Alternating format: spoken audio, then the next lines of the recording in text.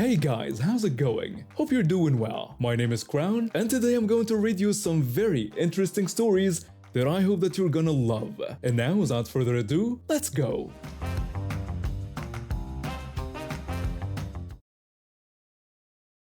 My three closest work friends and I have this ritual of hitting up this small resto bar in Quezon City after brutal weeks. It's nothing fancy, just a cozy spot with dim lighting, decent cocktails, and bar food that doesn't break the bank. The place has maybe 15 high tables scattered around, each with 4 bar stools. But here's the catch. They only have enough stools for about half the tables. It's their whole business model. They expect people to mingle, stand around, and rotate seats throughout the night. Last month was one of those weeks where everything that could go wrong did. Our biggest client had rejected 3 campaign proposals, my laptop crashed and took 2 days of work with it, and our boss had been in meetings all week, which meant we were all walking on eggshells. By Friday evening, we desperately needed to decompress. We arrived around 7 p.m. and managed to snag one of the high tables near the back corner. Perfect spot, close enough to the bar for easy drink refills, but far enough from the speakers that we could actually have a conversation without shouting. The 4 of us settled in with our first round of drinks, finally able to let our guard down and vent about the week from hell. About an hour in, my friend needed to use the restroom. She pushed her stool back and headed toward the back of the bar, leaving her purse on the table and her half-finished mojito right where she'd been sitting. The universal "I'm coming back" signals. That's when he appeared. This guy looked like he'd walked straight out of a corporate seminar, crisp polo shirt, khakis, the whole 9 yards. But what really announced his presence was the massive cloud of vape smoke that seemed to follow him everywhere. He surveyed the room like he owned the place, his eyes landing on our temporarily empty stool. Without a word, without even making eye contact with any of us, he walked over and grabbed the back of my friend's stool. The scraping sound of metal on concrete cut through the bar's ambient noise as he dragged it across the floor to his table on the other side of the room.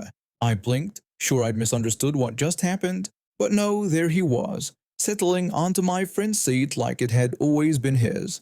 I called out to him, explaining that someone was actually sitting there and would be back soon. He didn't even pause in adjusting his position on the stool. He just shrugged, took a long drag from his vape, and told me dismissively that since she wasn't there at that moment, the seat was fair game. The casual arrogance in his voice made my jaw drop. My other 2 friends exchanged looks, and I could see they were just as stunned as I was. But this was supposed to be our relaxation time, our chance to unwind from a stressful week. None of us wanted to start a scene. We decided to let it slide. Maybe my friend could grab another stool from somewhere else when she got back. Maybe this guy would realize his mistake and return it. Maybe pigs would fly. When my friend returned from the restroom, she stopped short, looking confused at the empty space where her seat used to be. She looked around the table, then at the rest of the bar, asking where her stool had gone. I nodded toward the polo shirt guy who was now laughing loudly with his group of friends, completely oblivious to the fact that one of them was sitting on stolen property. I explained what had happened. My friend's eyebrows shot up, but she didn't say anything. She just stood there awkwardly, leaning against our table while the rest of us sat comfortably. Every few minutes, she'd shift her weight from one foot to the other, clearly uncomfortable but too polite to make a fuss. The guy didn't even look our way. Not once. He was too busy holding court with his group, gesturing wildly with his vape, and telling some story that had them all cracking up. He claimed his prize and moved on, probably already forgotten that he'd taken it from someone else. But I hadn't forgotten, and as I watched my friend try to find a comfortable way to stand for 20 minutes, I felt my irritation building into something more focused. Then, like a gift from the universe, the entire group of stool thieves stood up. The polo shirt guy announced loudly to his friends that they were all going outside for a smoke break, and they filed toward the front door, leaving their drinks and their stolen seat behind. I didn't hesitate. The moment they were outside, I walked over to their table, grabbed the stool, my friend's stool, and dragged it back to where it belonged. The same scraping sound, but this time it felt like justice. But I wasn't done. I caught the eye of one of the staff members a friendly waitress who'd been serving our section all night. When she came over and asked what she could do for me, I quietly explained the whole situation. I told her that the guy in the polo shirt had taken my friend's stool about 20 minutes ago and that I'd just taken it back. I mentioned that he'd probably complain when he came inside, but I wanted her to know what had actually happened. The waitress looked over at the empty table where the guy's group had been sitting, then back at our table where my friend was now gratefully settling back onto her rightful seat. She nodded and thanked me for letting her know, saying she'd keep it in mind. I returned to my drink, feeling pretty pleased with myself. My friends were grinning, and for the first time all night, we were all sitting comfortably. We toasted to small victories and started actually enjoying our evening. About 10 minutes later, the smoke break crew returned. Polo shirt guy was mid-sentence in some story when he stopped dead in his tracks. His precious stool was gone. He spun around, scanning the bar like a security guard looking for a shoplifter. Then his eyes found me, and his stool, and my friend sitting on it, sipping her mojito without a care in the world. He walked over to our table, his face already red with indignation. He declared angrily that the stool was his. I took a slow sip of my beer, savoring both the drink and the moment. Then I pointed out that since he wasn't sitting at the moment, the seat was available, using his exact same logic against him. Pure confusion mixed with rage, like his brain couldn't process having his own reasoning thrown back at him. He opened his mouth to argue, then closed it, then opened it again, like a fish gasping for air. Finally, he spun around and walked over to the waitress I'd spoken with earlier. He complained loudly that someone had taken his stool. The waitress looked up with the most beautifully innocent expression I'd ever seen. She apologized and explained that they didn't have any extra seats available at the moment. She offered to add him to a waiting list or suggested he could stand and wait for one to free up. He insisted that it was his stool and that he'd been sitting there. The waitress explained that all the stools belonged to the bar and were assigned on a first-come, first-served basis. She told him they were currently at capacity. He argued for another few minutes, getting increasingly agitated while she remained perfectly professional. Finally, he gave up and walked back to his table, where his friends were all standing around looking confused and slightly embarrassed. For the next hour and a half, until we finished our drinks and headed home, Polo shirt guy stood right next to his table. And here's the beautiful part. His spot happened to be directly in front of one of those industrial-strength electric fans the bar used to keep air circulating. Every few minutes, a gust would hit him and blow his carefully styled hair straight up, making him look like he'd stuck his finger in an electrical socket. His friends eventually found seats at other tables or gave up and left, but he remained standing there, looking in our direction every so often while repeatedly trying to smooth down his wind-blown hair. By the time we called it a night, my cheeks hurt from trying not to laugh every time I caught sight of him. My dad introduced me to the original Star Wars trilogy when I was 8, and I've loved it ever since. When The Force Awakens was announced, I knew I had to do something special for opening night. I decided to make Star Wars-themed chocolates, using these awesome ice cube trays I found online that were shaped like Darth Vader helmets, stormtrooper heads, and the Millennium Falcon. The plan was simple: get some chocolate melts from Michael's, make the chocolates at home, and bring them to share with my friends at the theater. I've been looking forward to this for weeks. I even made a detailed shopping list because I tend to forget things when I'm excited about a project. So there I was at Michael's on a Saturday afternoon, standing in the baking aisle with a bag of Wilton chocolate melts in my hand. Perfect! Exactly what I needed. I reached into my pocketbook to grab my pen so I could cross chocolate melts off my shopping list. My grandmother always called it a pocketbook, and the habit stuck with me even though most people just say purse nowadays. When I fumbled around in my pocketbook looking for my pen, a quarter slipped out and dropped right by my foot. I watched it fall and bounce once before it settled on the linoleum floor. No big deal, happens to everyone, right? That's when I heard a woman behind me tell someone to go get it. Before I could even bend down to pick up my own quarter, this kid who couldn't have been older than 9 years old came rushing past me, snatched up the quarter, and ran back to stand next to what I assumed was his mother. I turned around to face the woman, completely confused. I asked her politely if I could have my quarter back. The woman pretended she didn't know what quarter I was talking about. I explained that I had just dropped a quarter and heard her tell her son to go get it. The woman claimed she never said anything like that and acted like she had no idea what I was talking about. This woman was standing right there when it happened.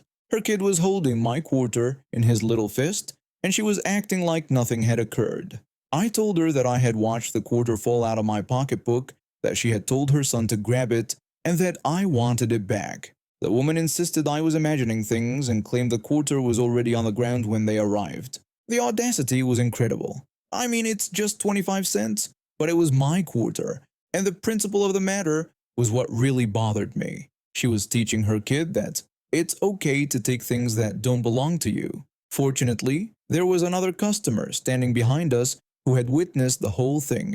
She was an older woman, probably in her 60s, with gray hair and a kind face. The other woman spoke up and said she had seen what happened too. She confirmed that the entitled woman had definitely told her son to take the quarter after I dropped it. I felt a wave of relief wash over me. At least I wasn't going crazy. I thanked the other woman and mentioned that I thought I was losing my mind for a second there.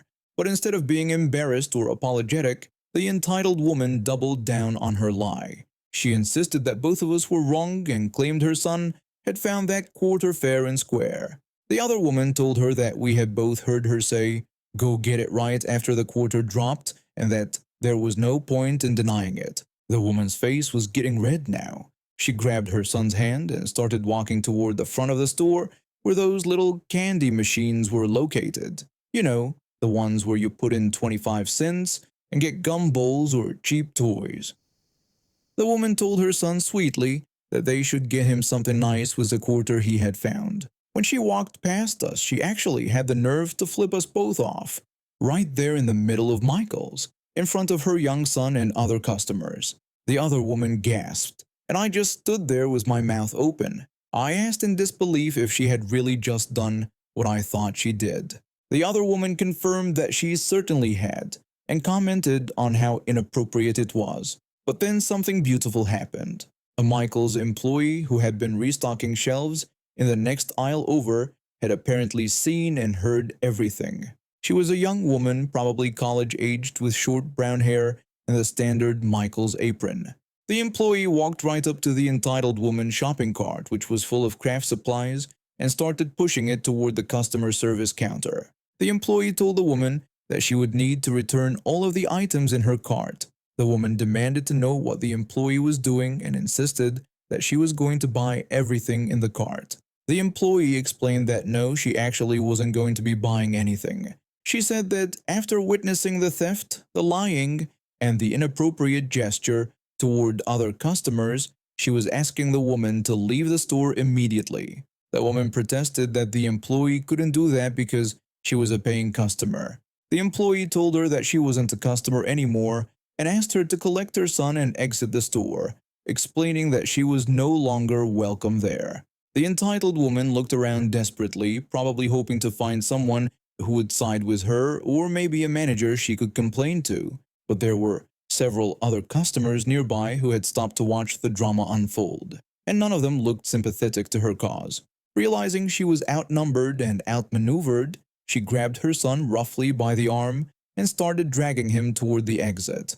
When they walked away, I could hear her speaking angrily in what sounded like Spanish, though I couldn't make out exactly what she was saying.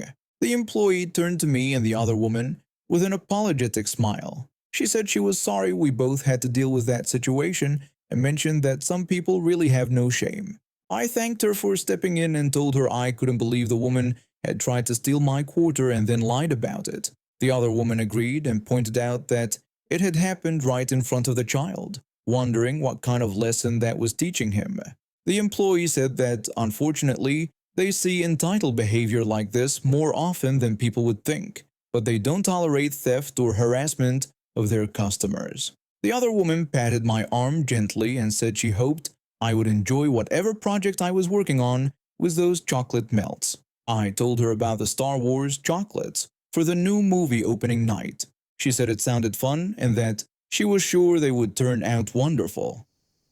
When I walked to the checkout counter with my chocolate melts, I smiled. Sure, I'd lost 25 cents, but watching that entitled woman get kicked out of the store was worth way more than that. Plus, I still had everything I needed to make my Star Wars chocolates. The chocolates turned out amazing, by the way. My friends loved them at the movie. And The Force Awakens was everything I'd hoped it would be. But I'll never forget what happened when the employee took her cart away. I've been working as a freelance technology journalist for about 5 years now. Most of my work involves traveling to different countries to cover emerging tech trends and innovations. Last month, my editor assigned me to go to Shanghai to write about how robotics companies are integrating their products into daily life there. It seemed like a straightforward assignment. I've been in Shanghai for 3 days, interviewing engineers and visiting tech companies. The story was coming together nicely. On my fourth day, I was supposed to meet with a popular Chinese tech influencer who goes by the name Digital Dave on social media. He had agreed to show me around the city and demonstrate some of the latest consumer robots that were becoming popular with young people there. We met up around noon near a busy shopping district. Digital Dave had arranged to borrow this really cool four-legged robot from a local robotics company called Unitree. The robot looked like a metallic dog and could follow people around, carry small items, and even respond to voice commands. The plan was simple. We'd walk through the busy streets while the robot followed us, and I'd film some footage for my article about how these robots were becoming part of everyday life in Chinese cities. Digital Dave explained that the little robot could carry up to 20 pounds and had cameras that helped it navigate crowds. I asked him how people usually reacted when they saw it on the street. He told me that most people thought it was pretty cool, especially kids who loved it. He mentioned that some older folks were curious but generally positive about the technology. We started walking down the main street with the robot trotting along beside us. It was honestly pretty amazing to watch. The robot would stop at crosswalks, navigate around pedestrians, and even seemed to recognize when we changed direction. I was getting some great footage and taking notes for my article. About 20 minutes into our walk, this middle-aged American woman appeared out of nowhere. She was probably in her 50s, wearing a tourist shirt and carrying a large purse. The moment she saw our robot, her face turned angry. The woman demanded to know what that thing was doing on the street. Digital Dave and I both looked at each other, confused. The woman was pointing directly at our robot and looked genuinely upset. I tried to explain to her that it was just a demonstration robot and that we were filming for a technology article. But she cut me off and said she didn't care what we were doing. She claimed these things were dangerous and that they were taking over everything. She started getting louder and people around us began to stop and stare. I tried to explain that it was just a harmless demo, but she wasn't having any of it. The woman kept shouting about how we didn't understand that these robots were going to replace all the jobs and monitor everyone. She insisted this was exactly how robot domination would start. Digital Dave tried to calm her down in broken English, but she just got more aggressive. Before either of us could react, she literally tackled the robot. This 50-something-year-old woman threw herself at a mechanical dog in the middle of a busy Shanghai street. The robot toppled over and started making beeping sounds when its systems tried to right itself. A crowd was forming around us now, with people recording on their phones. The woman declared that she had told us these things were dangerous, but she wasn't done. While the robot was on the ground trying to get back up, this woman pulled out a pocket knife from her purse and started stabbing it repeatedly. The metal clanging sounds echoed through the street when she attacked this poor robot like it had personally wronged her family. I pleaded with her to stop, explaining that she was damaging expensive equipment, but she said that was good, claiming someone needed to stop this robot invasion before it was too late. Digital Dave was trying to call the police while recording everything on his phone. Meanwhile, this woman kept stabbing the robot and shouting about artificial intelligence taking over the world. Within about 5 minutes, 2 Chinese police officers arrived on the scene. They immediately assessed the situation and approached the woman, speaking in Mandarin first, then switching to English when they realized she was American. One officer told her that she needed to put the knife down and step away from the equipment, but instead of complying, she accused the officers of arresting the wrong people. She insisted they should be arresting us for bringing dangerous technology into their streets. The officer repeated his command for her to put the knife down immediately. Instead of complying, she actually tried to run away. Keep in mind, this is a middle-aged tourist trying to flee from police in a foreign country while carrying a knife she just used to stab a robot. It didn't go well for her. She made it about 10 feet before tripping over her own feet and falling flat on her face in front of about 50 people who were all recording with their phones. The officers walked over, confiscated her knife, and began putting her in handcuffs. Even while being arrested, she kept screaming that this was assault and that she was an American citizen. She insisted they couldn't arrest her for protecting people from robots. The officer told her that she was being arrested for destruction of property and carrying a weapon in public. The entire arrest took about 10 more minutes because she kept resisting and demanding to speak to the American embassy. She was yelling about her rights while handcuffed on the ground, surrounded by confused Chinese pedestrians who were still filming everything. The funniest part was when one of the officers picked up the damaged robot to examine it, and it started playing a cheerful little tune, even though half its panels were dented and scratched. Digital Dave and I had to go to the police station to give statements about what happened. The officers were actually pretty understanding about the whole situation. They explained that tourists sometimes have strong reactions to technology they're not familiar with, but attacking equipment with weapons crosses a legal line regardless of personal opinions. The woman ended up spending 2 days in custody before the American consulate got involved. The robotics company decided to press charges for the damaged equipment, which cost about $8,000 to repair. Later, Digital Dave commented that this definitely wasn't the kind of demonstration he was planning. I agreed, though I admitted we got some unique footage for the article. The story ended up getting way more attention than I expected. The video of her attacking the robot and then falling while trying to flee went viral on Chinese social media. Someone even made memes about it. What really got to me was her complete lack of understanding about what she was protesting. The robot wasn't taking anyone's job or spying on people. It was just a demonstration unit that could follow people around and carry groceries. But in her mind, she was apparently saving humanity from robot overlords by stabbing a mechanical dog with a pocket knife in downtown Shanghai. I've been working in healthcare for about 8 years now, and I thought I'd seen it all. I started as a nursing assistant right out of high school, worked my way up through various roles, and eventually landed a position as the overnight staffing coordinator at a medical facility in one of the rougher parts of town. My job was pretty straightforward. I was the sole person who approved the morning staff who came in at 6:30 a.m.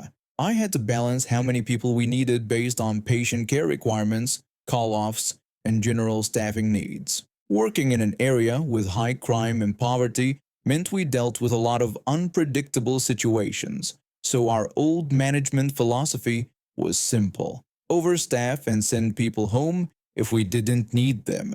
Better to have too many hands than not enough when someone's life might depend on it. The system we had wasn't perfect, but it worked. Staff would come in, I'd verify their documentation while they were already working, and we kept things moving. Sure, it was a bit loose around the edges, but everyone understood the priority was patient care first, paperwork second. Then everything changed when our facility got bought out by some big healthcare corporation. Suddenly we had new policies, new procedures, and new management who had never worked a day in our neighborhood but thought they knew how to run things better than we did. The new rule that really got me was this: no one could be approved for work without all their documentation being sent over beforehand. Not while they were working, not when they showed up beforehand. Period. They also implemented exact staffing based on projected needs only, no more safety buffer. On top of all that, there was a contract clause that said if we didn't give proper notification of cancellation by 5 a.m., we had to pay staff at least 2 hours regardless of whether they worked. So everything had to be finalized by 5 a.m. sharp. I wasn't against having better documentation practices, but I tried to explain to my new manager that there was a practical problem with the timeline. I told him I understood wanting all the paperwork in order, but requiring everything by 5 a.m. when people work at 6:30 a.m. was going to be an issue. He just repeated that the policy was clear and there would be no exceptions. No one gets approved without proper documentation submitted in advance. I explained that people who are scheduled to work at 6:30 in the morning are usually asleep between midnight and 5 a.m., so they're not going to be awake to send paperwork. He said they should plan ahead better and that this was about professionalism and proper procedures. When I asked what happens if they don't send it over in time, he told me they simply don't work that day. The policy was non-negotiable. I could see this was going to be a disaster, but my manager was firm.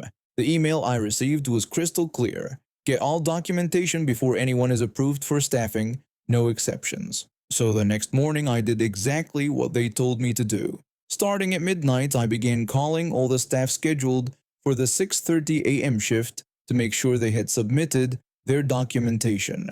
The first few calls went about as expected. I would introduce myself as the staffing office and explain that I needed them to send over their documentation for the next day's shift. Most people were confused and angry about being woken up in the middle of the night. They would ask if I knew what time it was and tell me they were trying to sleep before work. When I explained the new policy that required all documentation by 5 a.m. or they couldn't work, they thought I was crazy. They said they would send it in the morning like always, but I had to tell them that wasn't allowed anymore. Most people just hung up on me or didn't answer at all. By 5 a.m. I had received exactly 0 pieces of documentation from the 23 people scheduled to work that morning. Following the policy to the letter, I canceled them all. By 6:30 a.m., the facility was in complete chaos. We were short over 20 staff members for the morning shift. Patients weren't getting their medications on time, breakfast was delayed, and the remaining skeleton crew was completely overwhelmed. The panic was immediate and facility-wide. They called emergency meetings with department managers, floor supervisors, and even contacted the new chief executive officer. Keep in mind, this was a medical facility where understaffing doesn't just mean inconvenience, it can literally be life-threatening for patients. Plus, as a newly acquired facility, bad press about understaffing could scare away investors. By 10 a.m. I got the call I was expecting. My manager told me I needed to come in immediately because the chief executive officer wanted to see me. I walked into a conference room full of angry faces. The chief executive officer, my manager, several department heads, and a couple of people I didn't recognize in expensive suits. The chief executive officer immediately started yelling at me, asking if I understood what I had done. He said we had patients who didn't receive proper care that morning because of my incompetence. I explained that I had followed the policy exactly as written, and that no one could be approved without documentation submitted by 5 a.m. My manager jumped in, saying I should have used common sense and that I had put patients at risk. I asked if I should have ignored the policy and approved them anyway, and said that if that's what they wanted, I would need that documented in writing. The room got quiet. The chief executive officer looked annoyed and said the policy wasn't meant to be followed so rigidly. He claimed I should have found a way to make it work. I explained that I had called everyone starting at midnight to give them plenty of time to submit their documentation. Most didn't answer, and those who did refused to send it over. According to the policy, I had to cancel anyone without proper documentation. One of the department heads asked if I realized the liability I had created and the risk to patients. I asked again if they were telling me to ignore written company policy, because if so, I would need that instruction in writing for my own protection. More uncomfortable silence filled the room. The chief executive officer said this couldn't happen again, and I agreed, explaining it wouldn't happen again as long as staff submitted their documentation by the deadline because that's what the policy required. I could see them all looking at each other, realizing they were trapped by their own rigid rule. They dismissed me and I went home for the day as usual. Meanwhile, the facility had to scramble to find replacement staff from other locations and pay premium rates for last-minute coverage. The staff they had cancelled weren't just sitting around waiting, they found work at other facilities that day, so they weren't available to come back even if the facility wanted to call them. It was apparently a very long, very expensive day for management. The next morning, I got another call to come in for a meeting. My manager explained they were implementing a new policy where pre-approval was acceptable as long as staff brought their documentation when they arrived for their shift. I pointed out that this was basically the old system. The chief executive officer called it a refined approach that balanced documentation requirements with operational needs. I said I understood, so they could work first and provide documentation after, like we used to do. My manager added that the morning staff would handle the documentation verification process going forward. I told them that worked for me since I usually headed home by then anyway. And just like that, we were back to the old system, except now it was called a refined approach, and the morning staff had to deal with the paperwork backlog instead of me. The overnight documentation requirement quietly disappeared from all future policy updates. Watching my manager try to explain to their supervisor how their improved system had resulted in a facility-wide crisis and thousands of dollars in emergency staffing costs was satisfying. There's a difference between policy that looks good on paper and policy that actually works in the real world. I kept that email about requiring all documentation before approval, just in case anyone ever questioned my decision-making again. I graduated as a computer tech right when the 2008 financial crisis hit. All those companies that promised us jobs and scholarships vanished overnight. I spent my 20s jumping from one dead-end job to another, getting fired whenever companies needed to cut costs, burning through my savings each time I had to look for work again. By my late 20s, I'd had enough. Technology kept moving forward while I couldn't afford the classes to keep up. I decided to follow my late father's path and become a welder. Lucky for me, a state program let me train for free. Within days of finishing welding school, I got offered a job as a field welder. My new boss ran a small crew of 6 guys, traveling all over Europe doing field welding work. He promised to teach me real welding and show me the ropes. The first 6 years were incredible. Sure, we worked dawn to dusk, 7 days a week, sometimes away from home for over a month. But the travels, the adventure, the brotherhood we built was everything I've been missing. We started as strangers but became like family. My boss was amazing back then. I remember when he took out a high-interest loan just to pay our wages on time because an emergency had drained his account 2 weeks before a client payment was due. He'd rather go into debt than ask us to wait. Everything changed in year 7. Most of the original crew left to be closer to their families. My boss moved back home too and set me up as foreman while he found local work. He'd interview people and send them my way as needed. At first it wasn't bad, but the new workers weren't the same. They were short-term people looking to make quick money or gain experience before finding better jobs back home. Then the pandemic hit, and I had to sit out for a while. After the pandemic, nobody decent wanted to work abroad anymore. The people my boss sent me were the dregs, drunks, thieves, drug addicts, people with nothing to lose and no work ethic. There were constant incidents outside of work hours. Wages started coming late, travel expenses weren't getting refunded, and my boss started playing games with our pay stubs. It all exploded when I got a 3 a.m. phone call the night before I was supposed to drive the crew home. One of the guys had been arrested for drunken, disorderly conduct. He only had his work ID, so the cops called our client in the middle of the night, who then called me to come identify and collect this idiot. I spent the whole next day dealing with angry clients and cleaning up his mess. When I got home, I sat down with my boss for a serious talk. I told him I was done with this garbage and it was time to settle our accounts. He apologized half-heartedly and admitted he was having problems with his wife about how the business money gets spent. He owed me about a year's worth of travel expenses. I traveled at least 2,000 miles monthly, so we're talking serious money. He asked if I could wait a bit on that money because his wife was blocking any major expenses. He wanted me to stay on with him for a few months at minimum wage until he could put together a decent crew. I'd known him for 7 years. I didn't think it was unreasonable to give him time to fix things.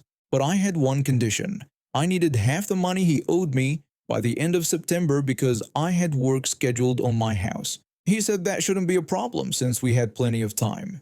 A couple months went by working locally at minimum wage, but even that started coming late. My alarm bells were going off. In early September, when his partial payment was due, I confronted him again. He assured me that paying half my travel costs wouldn't be a problem and that he had the cash ready. When we parted ways, he gave me the fakest smile I'd ever seen. I stared him down with a look that said I wasn't messing around anymore. His fake smile disappeared immediately. That weekend, he sent me a long message about how he'd lined up a crew and was going abroad to meet a potential client to get back into field work. The alarm bells went crazy. He was going to dodge me right when the payment was due. After everything we'd been through together, he was going to screw me over. I decided if the money didn't come on the due date, I filed my 30-day resignation notice the moment he got back. But a week before his payment was due, I slipped on a ramp at work. I didn't just twist my ankle, I completely destroyed it. We're talking emergency surgery, 2 weeks minimum in the hospital, unable to put proper weight on it for 6 months. The money he promised never came. Not only that, my regular wage didn't get paid that month either. While I was in the hospital on heavy medication, the work on my house got completed. My mother, who had emergency access to my accounts, used my savings to pay for it instead of canceling. This left me with almost no money. In my country, for work-related injuries with recovery periods longer than a month, the employer only pays the first month of sick leave. After that, the government funds it, but the employer still collects the money and forwards it to the employee. My government sick leave payments, he kept them all. So there I was, broken, bedridden, unable to work, and broke. I ran out of money just when I had a final debt payment due. Banks were calling weekly. I had to cash in an investment that would have given me passive income for life just to survive and pay my debts. He had lied to me, hidden from me, failed to pay what he owed, and stolen government money meant for me. I was ready for revenge. Here's some background on my boss. He lived in a tiny apartment in the capital with his wife and 2 kids. The place was so small they had to climb over each other to get around. But he had a dream. He bought land and was slowly building a huge house over those 7 years. One room in his dream house was bigger than his entire apartment. When we last talked, he said he was maybe 6 months from moving in. Being foreman meant I handled all the paperwork. Every decision, every purchase, every dirty secret in the numbers. I had it all. When I could walk, well, drag my recovering foot behind me, while on hardcore painkillers, I went to turn him in to every government agency that could touch him. The biggest hit came at the labor inspectorate. When the caseworker went through my evidence, she mumbled to herself wide-eyed about how he had broken half the labor laws in our country. I live in what you'd call a second world country. Our government is slow, but it acts when pushed. When it finally acted on my boss, his fall was like getting hit by the meteor that killed the dinosaurs. His accounts got frozen. He was barred from traveling abroad. His business licenses got suspended.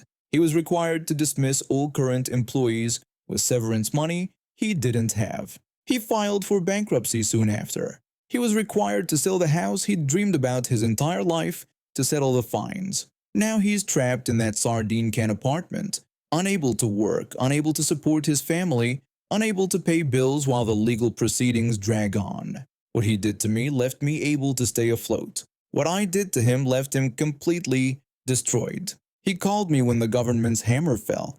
He yelled at me asking how I could do this to him and cursed at me. I called him out for lying to me about money after 7 years and leaving me to rot in a hospital with no money. I told him he was a rat who betrayed his friend and to never call me again since we were now in a legal dispute. I said all communication should go through the labor inspectorate and hung up. I made a claim in his bankruptcy proceedings. By the time he paid all his fines, I only recovered 1 month's worth of sick leave. No travel costs, nothing else. But that's okay. I can live with that as long as he got 10 times the grief he gave me. Not an eye for an eye or a tooth for a tooth. The whole face for an eye. The whole head for a tooth. I'm standing on my own 2 feet now, but my former boss is buried so deep in the dirt that when he used to dream about his big house, he now dreams about maybe someday crawling up to rock bottom to start over again. And now we have reached the end of today's stories. Thank you for watching, and see you next time.